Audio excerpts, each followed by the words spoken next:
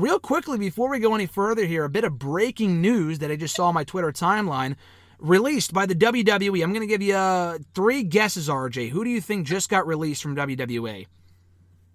Jesus Christ, yes, Sam. Are they good or bad? I mean, it's subjective, but it's not like a Cain Velasquez.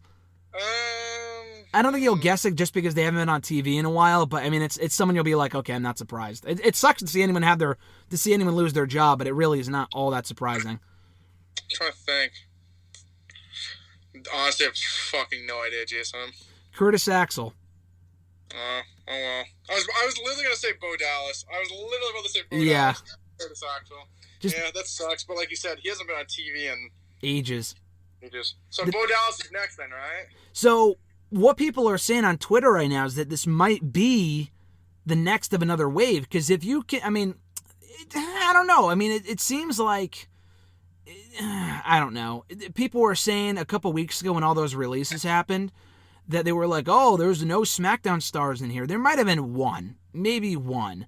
I don't really remember. It was a lot of Raw people and obviously NXT people. I find it very hard to believe they would release Raw and NXT people, but not SmackDown people. You know, it's one thing if it's like, oh, they do the main roster, and then they do developmental another time, but they happen all on the same day. And again, the releases just keep coming. We heard about Cain Velasquez the other day. They let go of, I heard Gerald Briscoe is among the furloughs that they let go and might be brought back at some point. Granted, he's an agent. But we just keep getting news about more and more releases as time goes on here, and it's been 2 weeks. But yeah, Curtis Axel has been released from WWE. Not too surprising. People were saying weeks ago when all the releases happened. I mean, I'll tell you, I'll just tell you straight up, I was shocked that neither member of the B team, if not the entire tag team, was a part of those releases. Ryder and Hawkins have been on TV more than the B team have been. So I was kind of surprised that they were let go, but not the B team. And I like Bo Dallas. I like Curtis Axel. But they have done absolutely nothing in this company for many years now. I know they were the World Tag Team Champions for a cup of coffee a couple of years ago. Beyond that, Axel is a former Intercontinental Champion. That was 7 years ago, dude. I do think he had potential at that point. I thought he was getting over quite nicely, and he did kind of come from nothing. He was buried as Michael McGillicuddy, one of the dumbest names you can give anyone.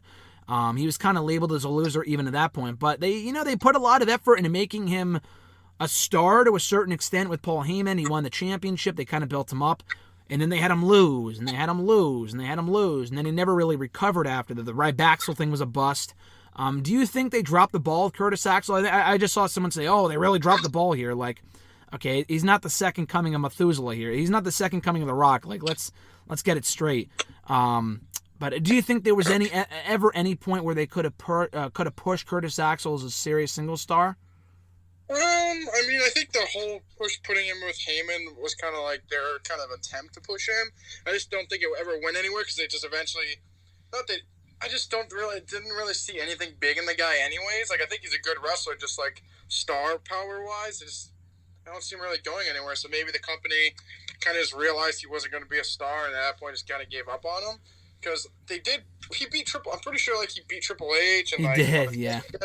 Like, yeah, so they gave him a little push, but then I just feel like the crowd just never got behind him or like booed him or cheered him. They just kind of were indifferent. So I think once they kind of find that the crowd doesn't care, they just kind of give up on you at that point.